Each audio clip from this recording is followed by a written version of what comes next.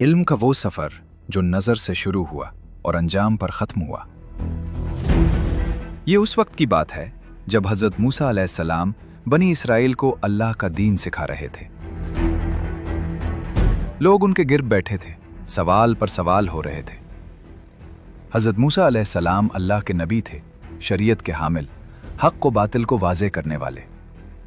اسی مجلس میں کسی نے سوال کر دیا، کیا روئے زمین پر آپ سے زیادہ علم والا کوئی اور بھی ہے؟ حضرت موسیٰ علیہ السلام نے سچ کے مطابق جواب دیا، جتنا علم اللہ نے مجھے دیا ہے اس کے لحاظ سے تو نہیں۔ یہ غرور نہیں تھا، مگر اللہ کو یہ بات پسند نہ آئی کہ علم کو آخری سمجھ لیا جائے۔ اسی وقت اللہ تعالیٰ نے حضرت موسیٰ علیہ السلام کی طرف وحی فرمائی، اے موسیٰ، ہمارا ایک بندہ ہے جسے ہم نے ایسا علم دیا ہے جو تمہارے پاس نہیں۔ حضرت موسیٰ علیہ السلام بہت حیران ہوئے اور انہیں تجسس پیدا ہوا۔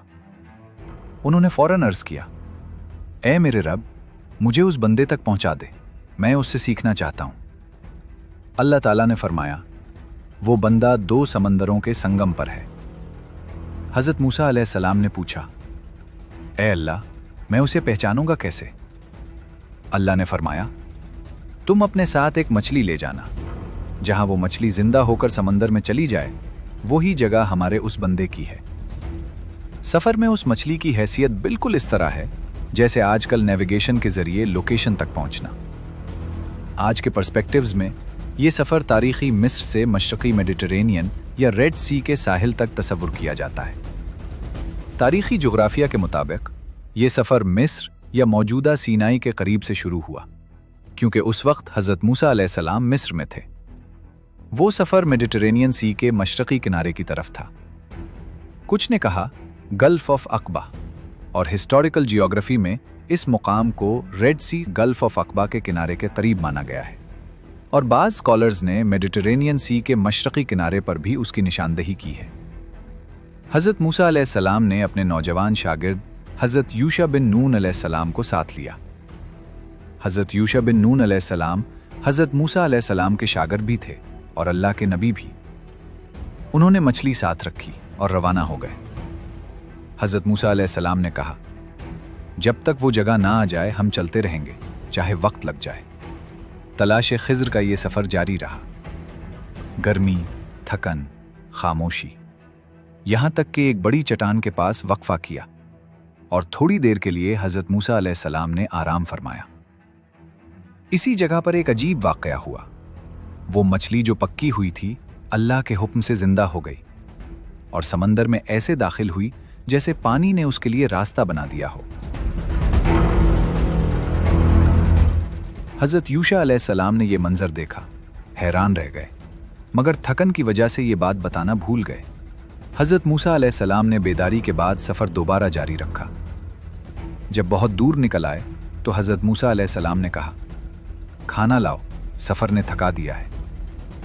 اسی لمحے حضرت یوشع علیہ السلام کو یاد آیا۔ وہ گھبرا گئے اور بولے، وہ مچھلی میں بتانا بھول گیا تھا، وہ تو چٹان کے پاس زندہ ہوئی اور سمندر میں چلی گئی تھی۔ حضرت موسیٰ علیہ السلام رک گئے، چہرے پر اطمینان آ گیا اور کہنے لگے، ہم تو اسی کی تلاش میں تھے۔ لہٰذا وہ دونوں فوراً واپس پلٹے۔ جب وہ اس جگہ پہنچے تو وہاں ایک شخص بیٹھا تھا۔ اس کے چہرے پر ایسا سکون تھا جیسے وہ وقت سے آزاد ہو۔ یہ تھے حضرت خضر علیہ السلام۔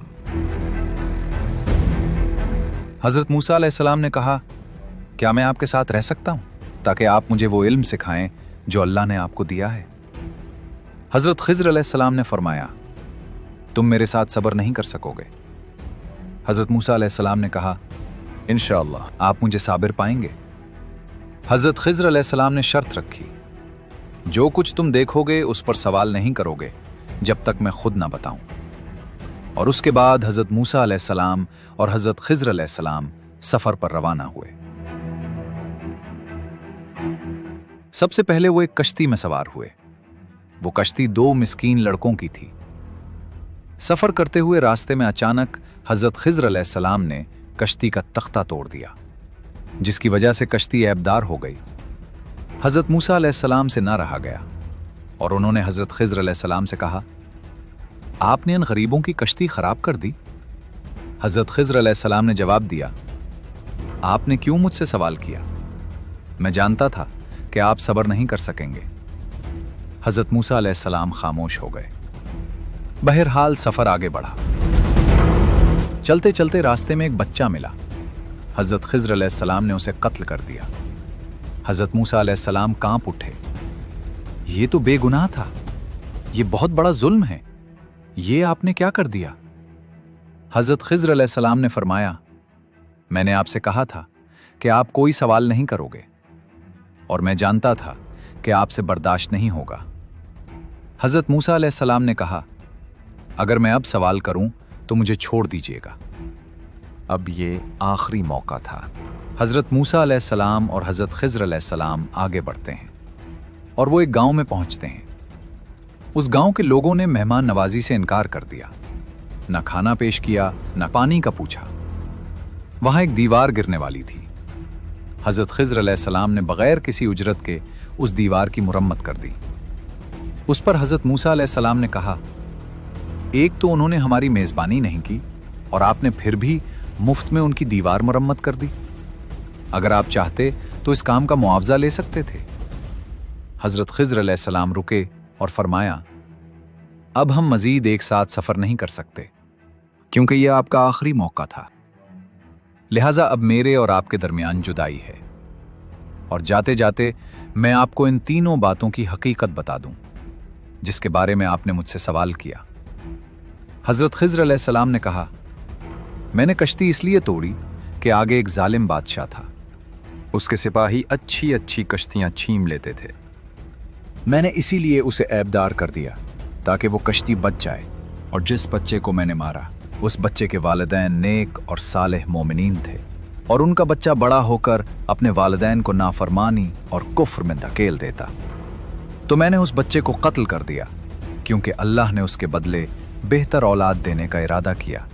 और वो दीवार जो मैंने मुफ्त में मुरम्मत की थी, वो 2 यतीम बच्चों की थी। इस दीवार के नीचे उन बच्चों का खजाना दफन था। उन बच्चों का बाप नेक इंसान था, तो अल्लाह ताला ने चाहा कि वो खजाना महफूज रहे और उन बच्चों को ही मिले। इसलिए मैंने वो दीवार बगैर उजरत के तामीर कर दी। और याद रखो मूसा, मैंने ये सब अपनी मर्जी से नहीं किया, ये सब अल्लाह के हुक्म से था। हज़रत मूसा अलैहिस्सलाम समझ गए कि वो कौन सा इल्म था जो मेरे पास नहीं था, और अल्लाह ताला ने उसे सीखने के लिए मेरी रहनुमाई की। ये था 2 अजीम हस्तियों का रूहानी सफ़र जो इल्म से शुरू होकर मारिफत पर ख़त्म हुआ। ये वाक़या हमें बताता है कि अल्लाह ताला को आजिज़ी पसंद है, और इल्म इतनी बड़ी दौलत है कि जिसके हुसूल के लिए वक्त के नबी ने भी सफ़र करने में ताख़ीर ना की। और ये वाक़या हमें ये भी सबक देता है कि कभी कभी बड़े नुकसान से बचने के लिए छोटा नुकसान बर्दाश्त करना पड़ता है। वालिदैन की नेकियां औलाद के काम आती हैं, और सबसे अहम ये कि बहुत सी चीज़ें हकीकत में वैसी नहीं होती जैसी हमें नज़र आती हैं। ये कायनात अल्लाह ताला के हुक्म से चलती है, और अल्लाह ताला के हर हुक्म के पीछे बेशुमार हिकमतें पोशीदा हैं। इस कायनात में बेशुमार अल्लाह के राज पोशीदा हैं, और जब तक एक खिज़र रहनुमा न हो तो वो राज पर्दे में रहते हैं।